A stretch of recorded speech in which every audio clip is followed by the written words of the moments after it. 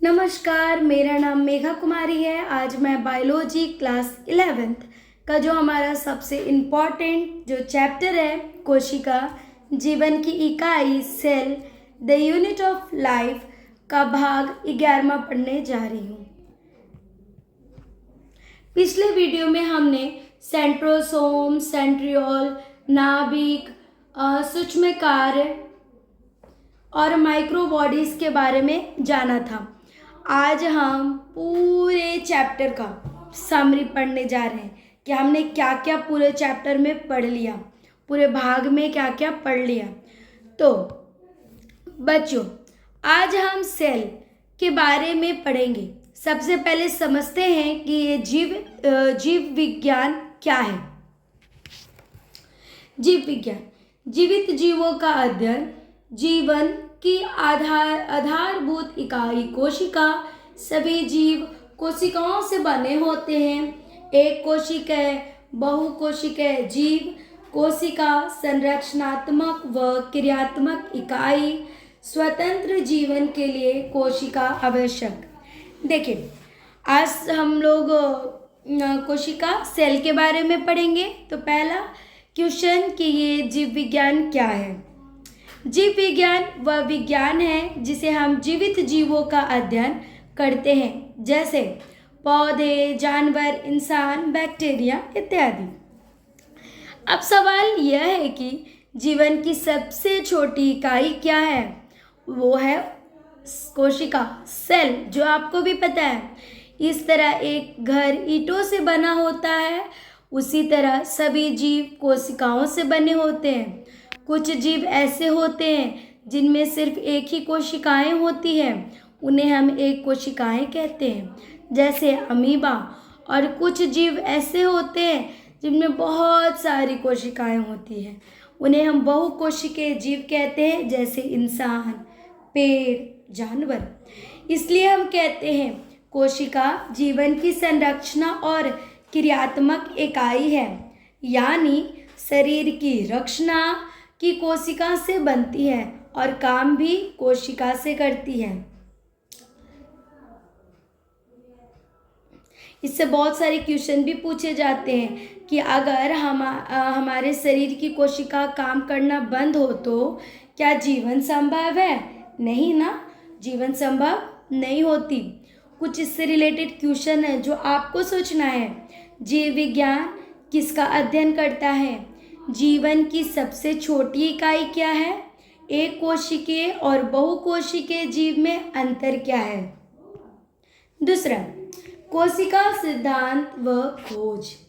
कोशिका की खोज ल्यूवेनहॉक, केंद्र की खोज रॉबर्ट ब्राउन, स्लाइडेन 1838 व श्वान 1839।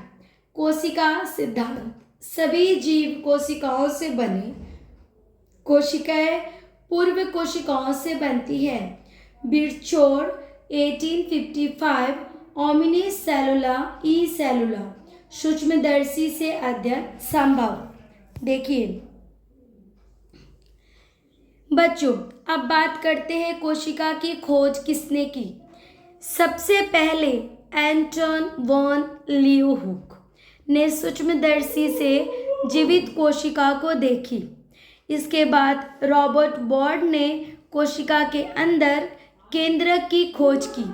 फिर दो वैज्ञानिक आए, मैथिली सिचलेडन और थियोडर सिचवान। इन दोनों ने मिलकर कोशिका सिद्धांत मीन्स सेल थ्योरी दिया। इस सिद्धांत के मुख्य 3 बिंदु थे। पहला, सभी जीव कोशिका से बने होते हैं। कोशिका जीवन की मूलभूत इकाई है। नई कोशिकाएं पुरानी कोशिकाओं से बनी होती हैं। बाद में रुडोल्फ विर्चॉर ने कहा ओमिनी सेलुला ई सेलुला, यानी हर कोशिका दूसरी कोशिकाओं से बनती है। और यह सब अध्ययन संभव तब हुआ जब सूक्ष्मदर्शी माइक्रोस्कोप की मदद से। जैसे हम नंगी आँख से बैक्टीरिया नहीं देख सकते, लेकिन सूक्ष्मदर्शी से हम बैक्टीरिया को देख सकते हैं। तो फिर आपके लिए क्वेश्चन जो आपको सोचना है। केंद्रक की खोज किसने की? कोशिका सिद्धांत किसने दिया? ओमनी सेलुला ई सेलुला का अर्थ क्या होता है? अब आते हैं कोशिका का संग्रह अध्ययन। कोशिका व गाल कोशिका का उदाहरण। केंद्रक, कोशिकाएं द्रव, झिल्ली, यूकैरियोटिक, प्रोकैरियोटिक कोशिका, कोशिकांग, ईआर, माइटोकॉन्ड्रिया, गोल्जी, लैनकाई आदि। राइबोसोम सभी में पाए जाते हैं। कोशिकाओं का आकार व आकृति भिन्न। देखिए, जब वैज्ञानिक कोशिका का अध्ययन करते हैं तो अक्सर प्याज की कोशिकाएं या गाल की कोशिकाएं का प्रयोग करते हैं। हर कोशिका के 3 मुख्य भाग होते हैं। पहला कोशिका झिल्ली, दूसरा कोशिकाएं द्रव, तीसरा केंद्रक। कोशिका को 2 प्रकार में बांटा गया। पहले प्रोकैरियोटिक कोशिका, इसमें केंद्रक नहीं होते। प्रोकैरियोटिक, नहीं, केंद्रक नहीं होंगे। यूकैरियोटिक, जिसमें स्पर्श केंद्रक होंगे। याद करने के तरीका, यू मीन्स है, ठीक है, प्रो मीन्स नहीं, तो उसमें केंद्रक होते हैं यूकैरियोटिक में। कोशिका के अंदर कई छोटे छोटे भाग होते हैं जिन्हें हम लोग कोशिका अंग मीन्स ऑर्गेनल्स कहते हैं, ठीक है। जैसे आपका mitochondria, Golgi body, endoplasmic reticulum, लैनकार्न। एक खास बात, राइबोसोम लगभग सभी कोशिकाओं में पाया जाता है। कोशिकाओं का आकार और आकृति भी बहुत अलग अलग होती है। उदाहरण के लिए आप समझ लो, तंत्रिका कोशिका वो लंबी होती है, जिसे नर्व सेल कहते हैं, वो बहुत लंबी होती है। आरबीसी, लाल रक्त कोशिकाएं, वो हमेशा गोल चपटे जैसी होगी, जैसे आप क्ले मिट्टी को ना बीच से दबा दो, उस तरह की शेप की होती है, ठीक है। अब आपके लिए क्वेश्चन, कोशिका के 3 मुख्य भाग कौन से हैं? कोशिकाओं के 2 प्रकार कौन से हैं? राइबोसोम का काम क्या होता है? अगला स्लाइड, प्रोकैरियोटिक कोशिकाएं, जीवाणु, नीलहरित वैशाल, माइकोप्लाज्मा, आकार छोटा, विभाजन तेज, केंद्रक नहीं होता, नग्न डीएनए व प्लास्टिड, मीसोसोम पाए जाते हैं, कोशिका आवरण, ग्लाइकोलिक्स भित्ति, झिल्ली, कसाबी, रोम और छालर। देखो, प्रोकैरियोटिक कोशिकाएं बहुत सरल और छोटी होती हैं। इसमें सच्चा केंद्रक नहीं होता है। वे जीव बहुत जल्दी विभाजन करते हैं। प्रोकैरियोटिक जीव के उदाहरण आप समझो, जैसे जीवाणु, नीलहरित वैशाल और माइकोप्लाज्म। इनमें डीएनए नग्न अवस्था में होता है। कुछ अतिरिक्त छोटे डीएनए भी होते हैं जिन्हें हम प्लाज्मिड कहते हैं। इसमें एक संरचना पाई जाती है जिसे हम लोग मीसोसोम कहते हैं। कोशिका का बाहर कई परत होंगे, ग्लाइकोलिक्स, कोशिका भित्ति, कोशिका झिल्ली। कुछ में कसाभिका और रोम होते हैं जो गति और चिपकने में मदद करते हैं। कुछ एग्जाम्पल आप समझो, जैसे बैक्टीरिया, वो प्रोकैरियोटिक कोशिका का सबसे अच्छा उदाहरण है। अब कुछ क्वेश्चन आपके लिए, प्रोकैरियोटिक कोशिकाओं में क्या नहीं होता? प्लाज्मिड क्या होता है? प्रोकैरियोटिक जीवों का उदाहरण बताओ। अब है स्लाइड 5वां, यूकैरियोटिक कोशिका व कोश झिल्ली।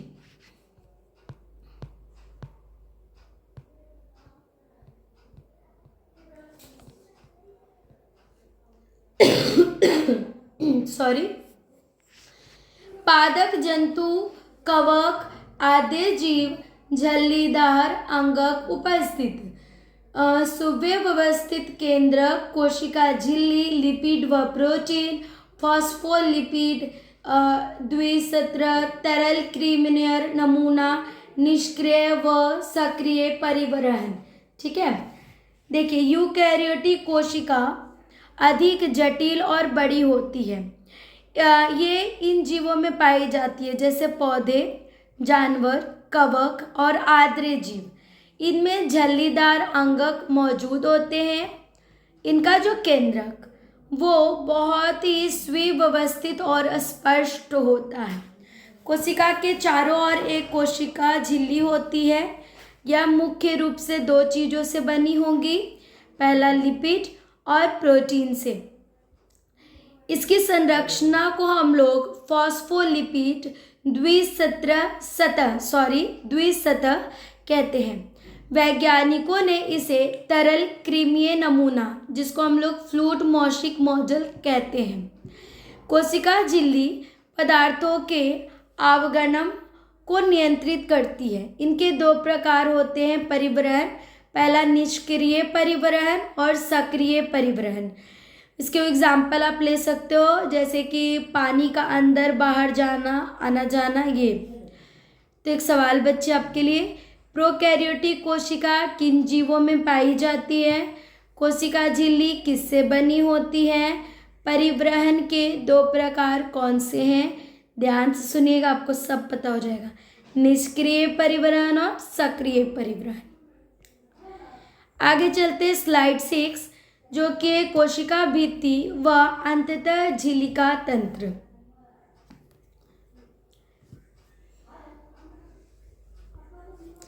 कोशिका भित्ति केवल पौधे व कवक में सुरक्षा व संपर्क, प्राथमिक व द्वितीय भित्ति, मध्य प्लेटिका व प्लाज्मोडेस्टमेटा,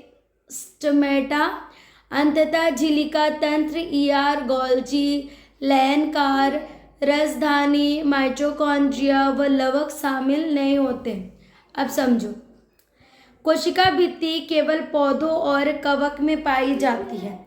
मुख्यतः इनका काम होते हैं सुरक्षा देना और मजबूती देना। कोशिका भित्ति का प्रकार प्राथमिक भित्ति और द्वितीय भित्ति होता है। दो कोशिकाओं के बीच में एक मध्य पलिटिका होता है। कोशिका के बीच संपर्क के लिए प्लाज्मोडेस्माटा होता है। कोशिका के अंदर एक प्रणाली होती है जिसे हम लोग अंतःझिल्लिका तंत्र कहते हैं। इसमें आपको ईआर, गोल्जी, लैनकार और रसधानी, लेकिन माइटोकॉन्ड्रिया और लवक इसमें शामिल नहीं होते हैं। कुछ क्वेश्चन, कोशिका भित्ति किन चीज़ों से बनी होती है? अंततः झिल्लिका तंत्र में कौन कौन से अंगक होते हैं? प्लाज्मोडेस्माटा क्या होता है?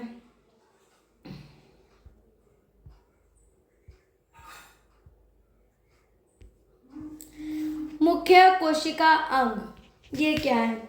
ईआर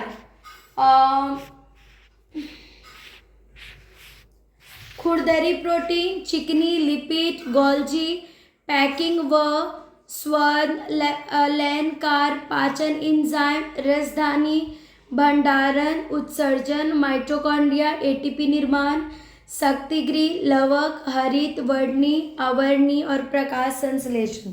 देखिए, अब हम कोशिका के मुख्य अंगक के बारे में समझेंगे। पहला ईआर, इंडोप्लाज्मिक रेटिकुलम के दो प्रकार होते हैं। एक हमारा होता है खुरदरी, जिसको हम रफ इंडोप्लाज्मिक रेटिकुलम कहते हैं, ये प्रोटीन बनाती है।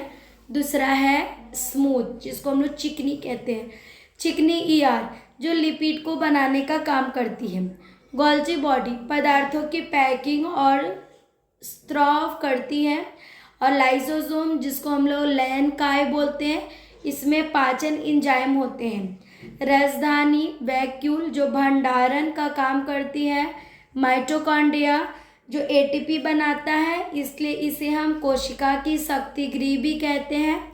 लवक प्लास्टिड वो तीन प्रकार के होते हैं, एक हरित लवक, वर्णी लवक और अवर्णी लवक। इसके बारे में मैंने पिछले वाले पार्ट में भी आपको अच्छे से डिस्क्राइब किया है। हरित लवक में प्रकाश संश्लेषण होता है। 3 क्वेश्चन आपके लिए। माइटोकॉन्ड्रिया का शक्ति गृह क्यों कहते हैं? ईआर के कितने प्रकार होते हैं? लयन काय का काम क्या होता है? स्लाइड 8, केंद्रक व अन्य अंगक। राइबोसोम 70S व 80S प्रोटीन संश्लेषण, साइटोपंजर सहारा व गति, पक्षमाभ कसाभी गति, 9+2 संरचना, तारकाय, कोशिका विभाजन, केंद्रक, क्रोमैटिन, केंद्रिक, छिद्र डीएनए, गुणसूत्र व सेंट्रोमियर, सूक्ष्मकार, इंजाइम युक्त थैली। देखिए, अब हम कोशिका के कुछ अन्य महत्वपूर्ण अंगों को समझते हैं। पहला, राइबोसोम जो प्रोटीन का निर्माण करता है। 2 प्रकार का होगा ये। पहला 70S और 18S। एस कौन सी यूनिट है आप लोग याद करो। फिर है साइटोपंजर जिसको साइटोस्केलेटन कहते हैं, कोशिका को सहारा देता है और प्रकार बनाए रखता है। पश्माभ और कसाबी, सिलिया और फ्लैजेला कोशिका की गति में मदद करती है। इनकी संरचना 9+2 होती है। सेंट्रोसोम जिसको तारकाय कोशिका विभाजन में मदद करता है। केंद्रक कोशिका का नियंत्रण करते हैं, इसमें होते हैं क्रोमैटिक, केंद्रक, डीएनए से गुणसूत्र बनते हैं। सूक्ष्मकाय जो छोटी थैली होती है जिसमें एंजाइम होते हैं। कुछ प्रश्न आपके लिए इस स्लाइड से कि राइबोसोम का क्या काम होता है, केंद्रक का मुख्य कार्य क्या होता है, कसाबी किस काम आती है। अब नेक्स्ट वीडियो में हम इसके प्रश्न और उत्तर को समझेंगे और उसके बारे में डिस्क्राइब करेंगे। Thank you.